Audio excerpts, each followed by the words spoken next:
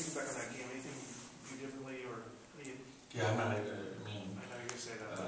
yeah, I'm sorry. We'll talk about the game on Friday, and I'll hopefully have had a chance to watch the film before we talk. But I didn't watch the film or anything of our game against Arizona. I will. So it's, just remembering that game. I just remember we were down at half, and we were right there. We got a chance to take the lead. I think when we did have the lead at halftime, didn't we? We had the lead at Arizona at halftime by 2 or 3 points, and then Zeke got the flagrant foul or the elbow call. That kind of was a snowball effect. But that's kind of what I remember. He is a great player. Derek Williams is really a good talent. He's a big time player. And he's playing really good, even when you consider he's got his hand. I guess he hurt his hand in our game. Split the. I don't know exactly what he did, but I mean he's shooting the ball well and playing really well with that thing pretty heavily bandaged. Coach, a lot has been said about your turnover issues, but you guys aren't forcing a ton either. You guys are last in the conference in forcing turnovers. Is that a product of just kind of the defense that you guys are playing, or just those years? Yeah, we're playing more position and less pressure.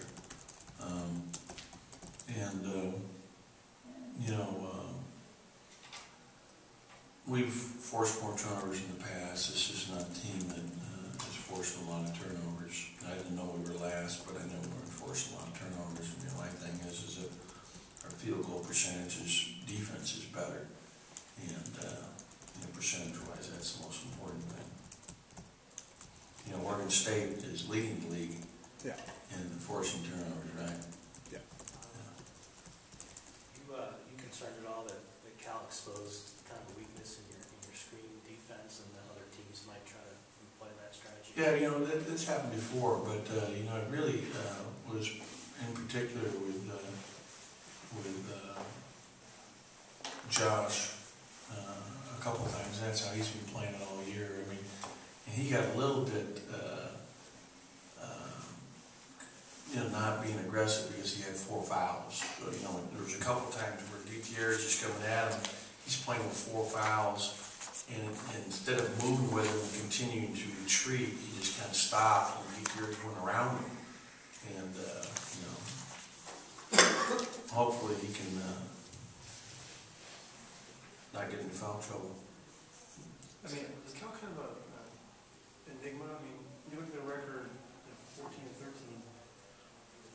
Is this a team that they could get hot in return? Yeah, you got to remember now, they lost to Arizona in triple overtime at home and had them beat twice. Literally, they're up 5 with 30 seconds to go in regulation. They're a team that is very dangerous, and then they lose one of the games or 2 of the games they lost were when Crab gets a concussion. So obviously when you take out him out of the lineup, it's difficult. And, one of those was a home game, one was a road game, and actually 3 games. Because he only played about 10 minutes of the Washington game in Seattle. So, he misses 3 games, essentially, 2.5, plus with the concussion. That, changes the game completely. You talked about Josh and the fouls, Coach. Back before the big 10 out of 11, Josh was starting and getting in foul trouble. And then you guys made that switch, and not so much, and then you start seeing double-digit figures from him. How big a deal is it when Josh gets in foul trouble in terms of dictating how the game's going to go? Yeah, it's a problem, but he's been doing pretty well at it for the most part. You look at his minutes. I think he played 27, 28 minutes now in the last 4 games in a row. So he's been playing more minutes than he's played all year over the course of the last few weeks, which has been helpful for us. Coach, was there anything wrong with Tyler Lamb against Cal? No, and I should have played him more. And I talked to him about that, because he gives us good defensive presence, and that was my fault. Do you expect to see Abbott keep us on Thursday night? Absolutely. They have him listed as questionable, according to Ryan Finney, but all indications that I get, they're both going to play. But Abbott, I guess, is even quoted saying he's going to play somewhere. Coach, do you have an assistant who handles, or not who handles, but who maybe suggests playing rotation or putting guys in? You know, someone say we should probably get Lamb in or anything like that. Do you have one guy who does that? No. Have you ever had someone who does that? No. I mean, you know, so they may say that, you know, it can happen in the course of a game, but I don't have anybody specified to, you know, say something like that. Coach, talking about the defensive effort, you strung together a number of games where it seemed like the defensive effort had improved, and then this game wasn't quite there. What would you attribute that to? You know what, I don't know that their defensive effort wasn't there as much. Our offense is what really hurt us in the first half. I mean, we shot 29%, which is why we were down 11 at halftime. I mean, I don't know what they shot in the first half, but what they shoot? 40%. 40. Yeah, 46? Something like that, yeah. No, I think it was 40. Is it 40? They shot 40. You know, it was shooting 29%. Yeah. It was really a problem. Then the offensive rebounds. And I watched the tape. I mean, you know, they're like Solomon had one tip, you know, where the ball was shot on the right side. It comes back off towards his side, which is on the right side instead of left side. You know, we expect it to come. One time, Crab misses a shot. You know, Lamb is recovering. He contests it. He kind of flies by him. And Crab obviously knew he was missing it and went right back and got it and put it in. I mean, they had 6 or 7 offensive rebounds. And it seemed like each one of those rebounds led to a basket in the first half. So, you know, to me, it was as big as anything. You know, when we made some, you know, execution errors in some of our stuff offensively, just, you know, the little things that you know, we should have down pat by now. But when we practiced for the Cal game the day before, we were not practicing any man stuff. I mean, we were considering that they were probably going to go zone because that's what they had been doing. They had played zone primarily, and so you know, you only have so much time you want to put in where you're going full speed the day before a game. And so the majority of our stuff was defending them and then also working against our zone offense. Is Zeke's wrist still, you know, a big issue for him? He hasn't attempted more than 7 shots since I think he hurt it. Yeah, I don't know that affects his shots attempted.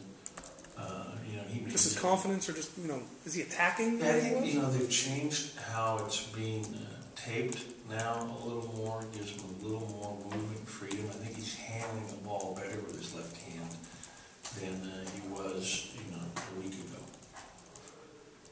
Is that loss kind of ruined the margin of error the rest of the way as far as the NCAA tournament? I mean, you basically, Yeah, I don't know that.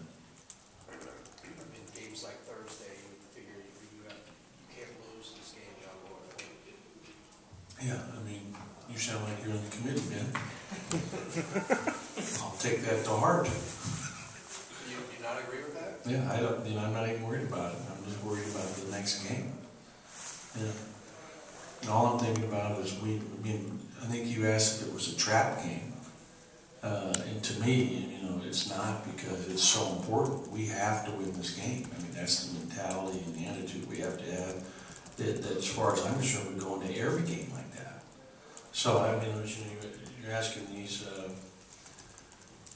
questions relative to tournament, or you know, where we're going to. I mean, every game in my heart is a must-win. We have to win it, and I've got to get that across to our team.